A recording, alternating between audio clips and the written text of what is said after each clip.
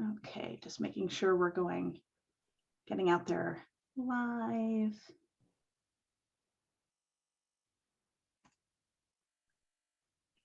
Okay. All right. Well, hi, everyone. Welcome. Saturday afternoon, day 9 of the Alexander Valley Film Festival.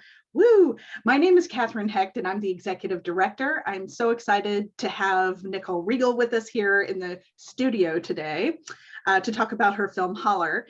Before we get started, a couple of housekeeping notes. First and foremost, the Alexander Valley Film Society, AVFS, recognizes that we are on unceded lands of the Coast Miwok, Pomo, and Wapo. We respectfully acknowledge the Indigenous people who have lived here for thousands of years and who continue to contribute in meaningful ways to their communities and our society as a whole. Our shared history includes the genocide, forced removal, and ethnic cleansing of Indigenous people.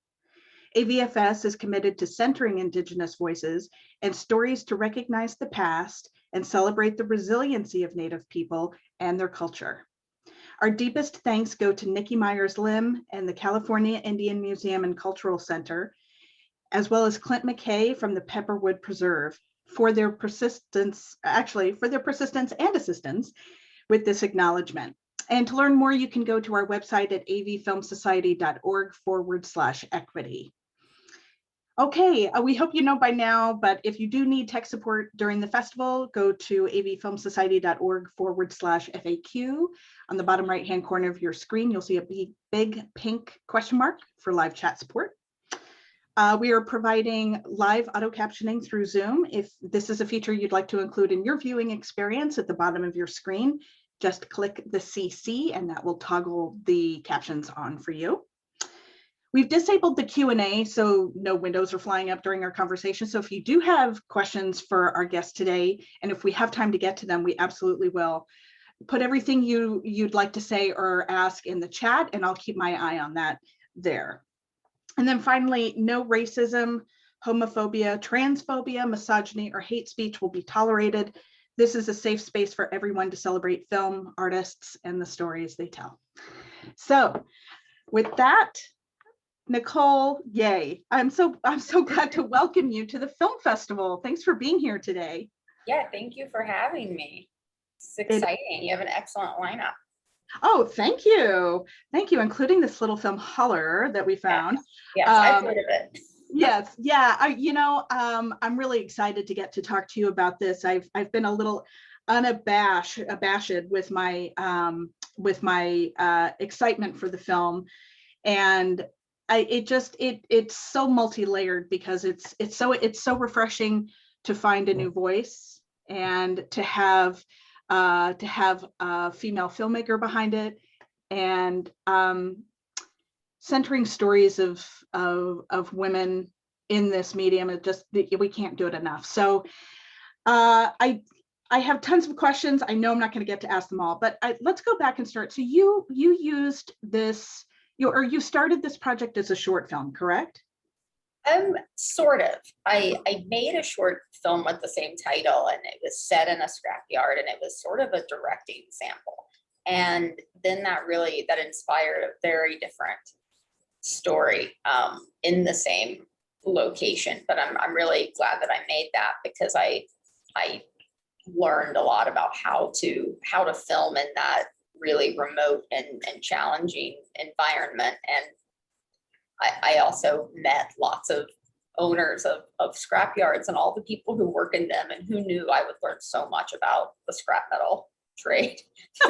That all started with a short film, and I would have all of these contacts of people who own scrap yards. So that is now a big part of my life, and something I have access to that I never thought I would need to. It opened up this whole esoteric world to me. Forgive me for making this assumption if I'm off base, but it seems like this surprise around the corner might be something that you're used to. It seems like life has taken a couple of turns that perhaps you weren't expecting. Yes. Is that a fair assessment? Yes, I was in the military, but out of high school. And that was something I never expected to do. It was nothing. I grew up wanting to be a film director. It was something I never planned on, and it's something that women in Southeast Ohio in the early 2000s definitely were not doing. And I did it for the sense of adventure. And it was something that no one expected me to do. And it opened up a whole new world to me. And I think as an artist, that's how you should sort of live your life, is opening all of these new doors to spaces and people, and just sort of, I look at being a film director as being a lover of people and a lover of life. I know that sounds cheesy, but it truly is. It truly is. I think you should be exploring the world as much as possible, and constantly opening yourself up to music or the military or the scrap metal trade or different countries or different people, and just, it's really being a student of life. Yeah, I couldn't agree more. I think that your affinity for your characters really comes through, and it's nowhere more apparent than some of the thornier moments in the film when they're showing each other their scars, and it's so tender and complicated, and what she wants and not what she wants, and such as life, right? And we get a real very complicated. Yeah, I really appreciated that, because I feel like that's a scene and a dynamic that we've seen play out 1,000 ways in one way.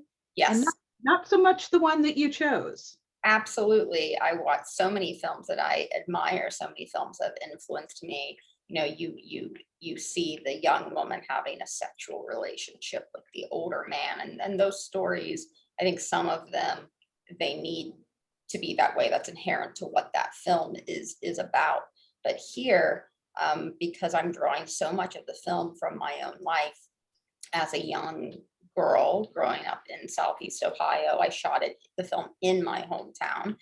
I was, as a 17-year-old woman, around lots of older boys in town, or some who were my peers, and I think as a young woman I looked at them like, these are potential paths.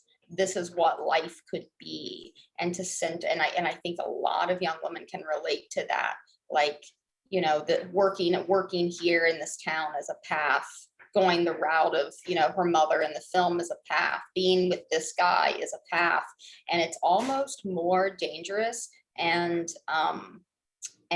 more impactful to tease it and not show it, because I think I did that because the viewer's imagination of what could happen to this girl, I think, is stronger than maybe anything I could show on screen, to let you wonder what could happen, and you sort of see the life ahead for this girl if she goes down that path.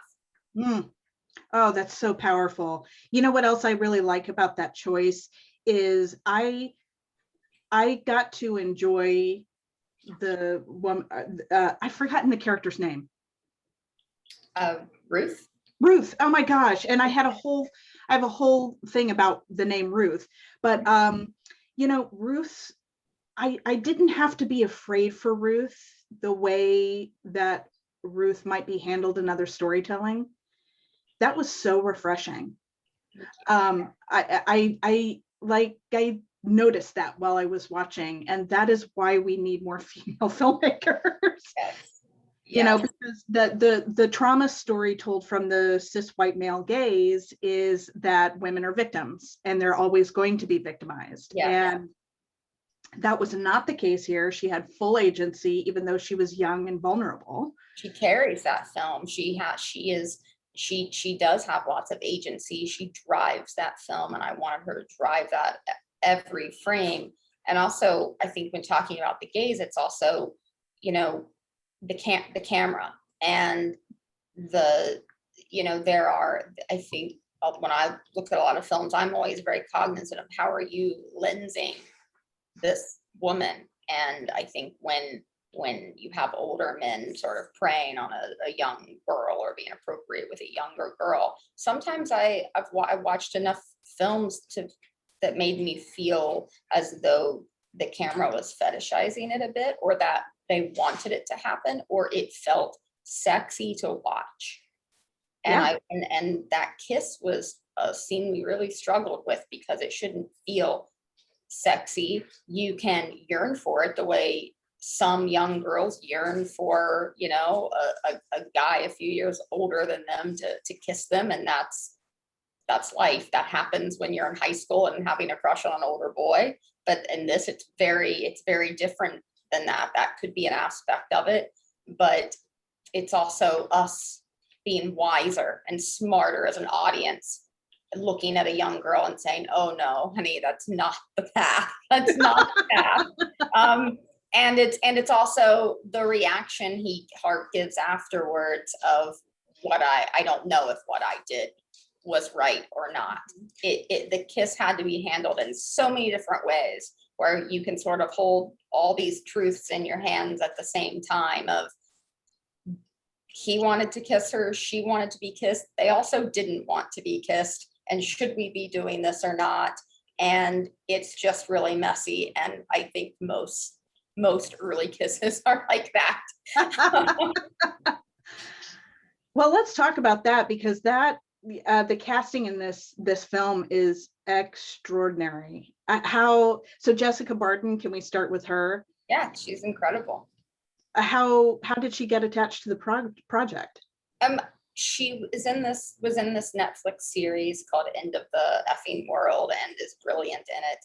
And I had not seen the film, and I received a call from her agent at the time, pitching his client to me, because he knew I was holding casting calls all over the country, actually even outside of the country. We had tapes coming in from everywhere. We had auditions going in Los Angeles and New York, and I was looking at hundreds and hundreds of girls, and I wanted someone who just already had the spirit and the spunk of Ruth, and someone who, they didn't necessarily have to come from a working class background, but someone who I could take to Southeast Ohio in the wintertime and put them in a scrapyard.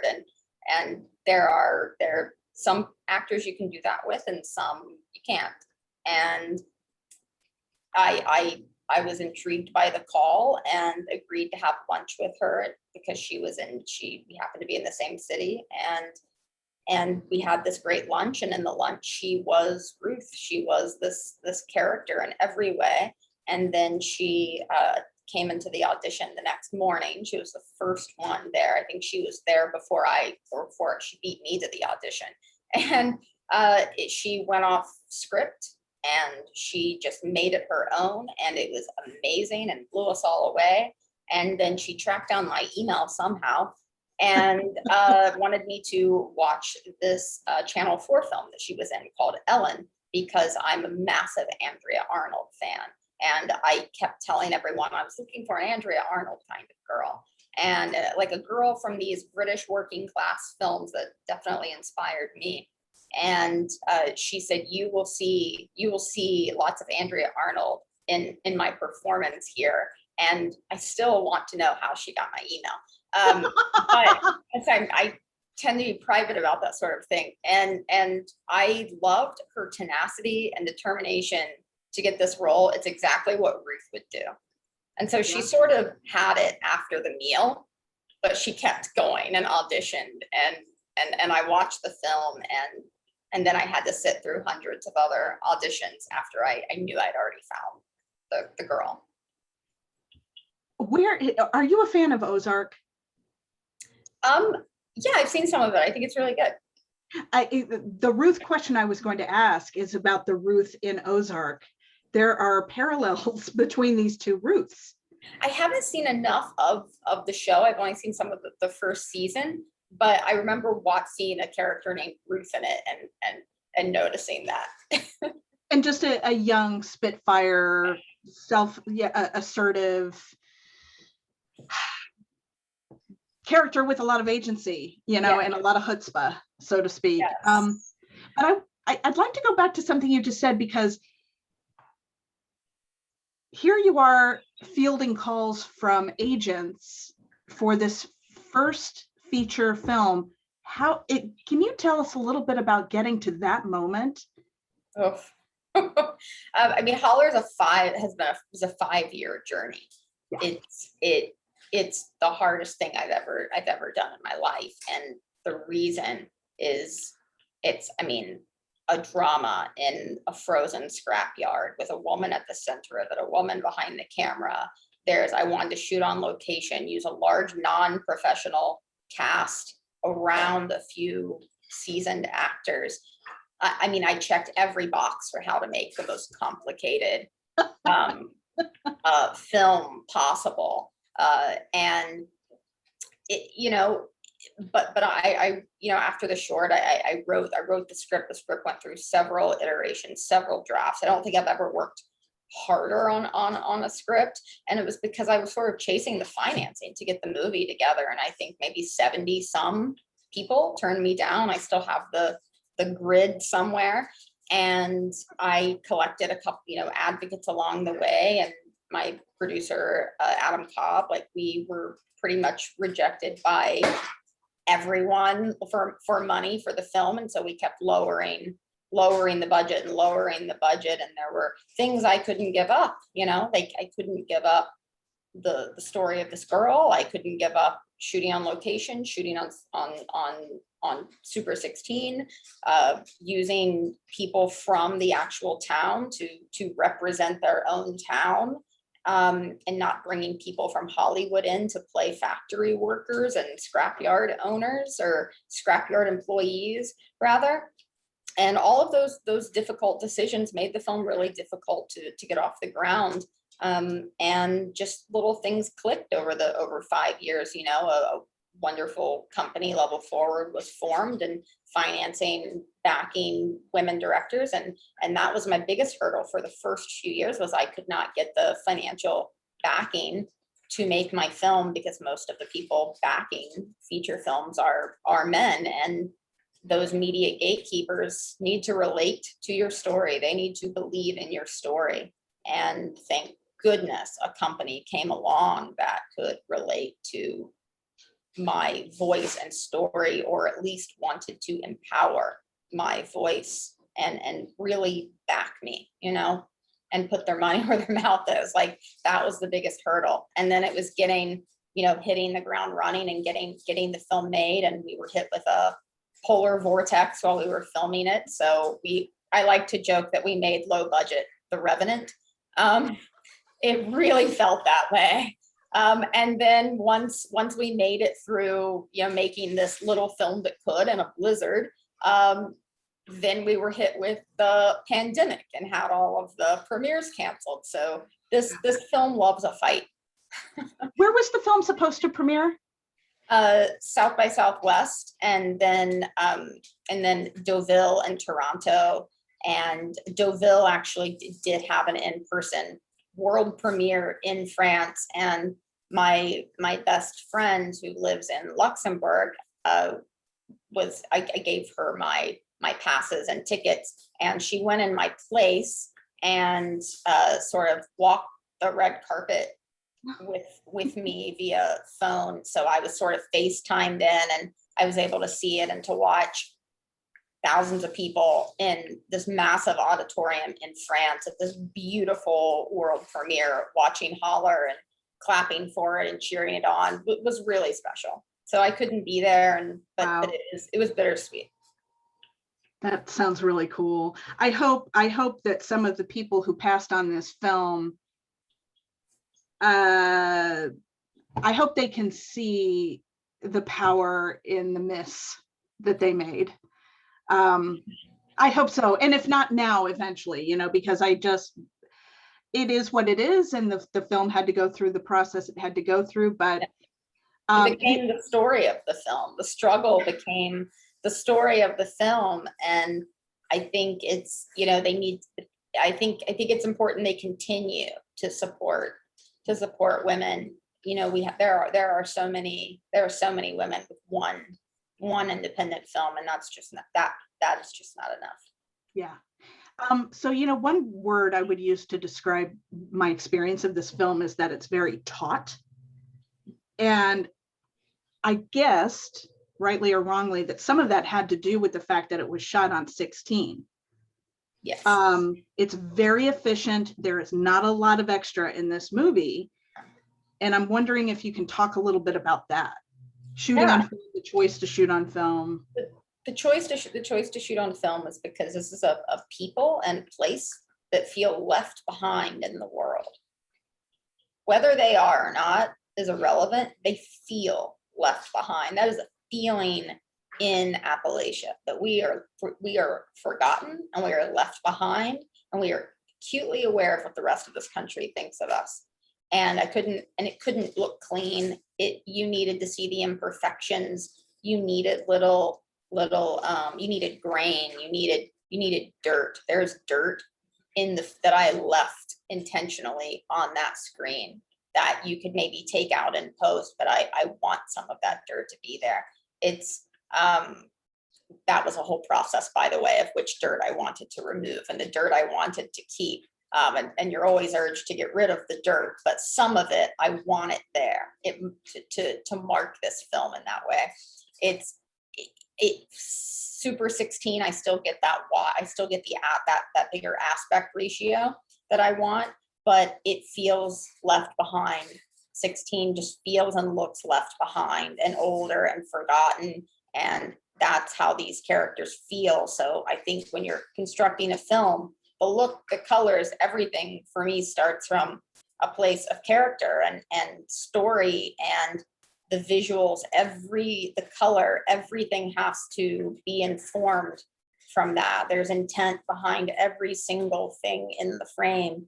And when you talk about the how there's no fat on the film, I mean, I have to shout out Kate Hickey, the best editor in the world, and truly my partner in this film, one of my biggest partners in this film.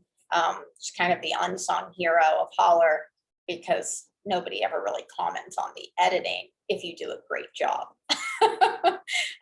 And so she's a bit of a silent killer on the film, and it needed to move. The film needs to move, and I didn't want the film to feel like we are lingering on shots of this girl looking off into a field for too long, and people feel bored. And I was like, no, let's take a working class story and let's make it feel pretty intense and keep it moving.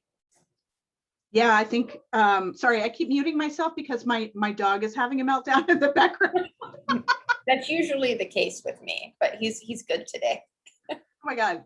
Hello, Zoom. I think that really is most apparent by the time we get to the end of the film. I don't want to spoil it for folks because you really need to watch this film, but it's not jarring in the right ways, is all I'll say.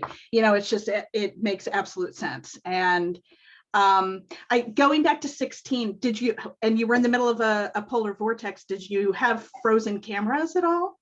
Everything was frozen, including us all of the time. But there were moments where I looked around and I was like, this is beautiful. I always wanted to make the film in wintertime, and over the course of 5 years, there were moments where it felt like it was about to be summertime, and I was like, I'll make it anytime, because you get so desperate. But it all worked out, and I finally got my dream of making it in the wintertime. And it was cold, but if it's summer, people are going to say it's too hot. If it's fall, they're going to say, well, everything's changing for continuity. And I'm like, well, when is the right time? And so wintertime, it's cold, but there's something magical. Remember, the first scene of the film is the first thing that we actually shot. That's day one.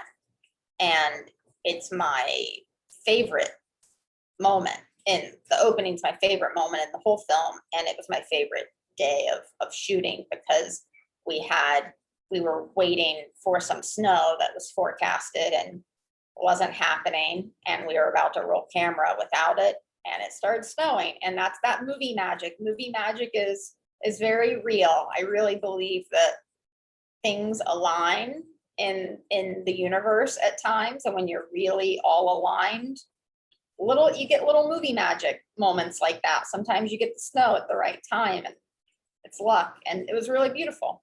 Hitting the lens and everything is gorgeous. Yeah, totally. And so I just two more questions here. So IFC has the film now. Yes. Do you know about what the rollout is looking like? Can you tell us about that? Yes. IFC, the amazing IFC who loves film and loves theaters and filmmakers. And June 11th, the film will be released in select theaters and VOD nationwide. So everyone, please look out for Holler in theaters near you and on VOD June 11th, and take to social media or to word of mouth, tell your friends, everyone, and go see the film. And if you feel safe doing so, I'd really love for everyone to go see it in a theater on the big screen. All the choices made and the very cinematic look of the film is intended for the big screen. And I would love everyone to watch it that way, because it's a very different experience with this film. I can imagine this definitely needs to be seen on the big screen. And that to me is the hallmark of an incredible movie, is especially a quiet movie that you've got to get immersed in, you know? Yes, you have to get immersed in it. The way it's shot, everything is so that it feels so immersive and takes you into these places and people and the feeling of it. So please go see this very cold movie in the summer, and and look out for the trailer coming very soon, and please share it with everyone. We absolutely will. Do you have projects that you're working on now as well as Yes, this? I can say just a little bit, not a lot about it. I'm working on my second film now, and so I can say that much about it. We'll take it. That's so exciting. I'm just glad you're doing something else too. Yes. Oh, well, Nicole, I can't thank you enough for taking the time to chat with us. I can only imagine how busy things must be for you. And this is just a feather in the cap for this week. We've just to be able to connect with you and really champion female filmmaking and women directed stories. It's so special. And this is a really, really terrific effort. So thank you for sharing it with us. Thank you. Tell everyone. We will. Thank you so much, Kathryn, and congrats on your festival and a really incredible lineup. I'm going to watch a couple of the films today. Excellent. Thank you. And thank you, everyone. We'll hopefully see you at the student film competition tonight, and then we'll close out the festival tomorrow. Thanks so much. Bye, Kathryn. Bye, Nicole.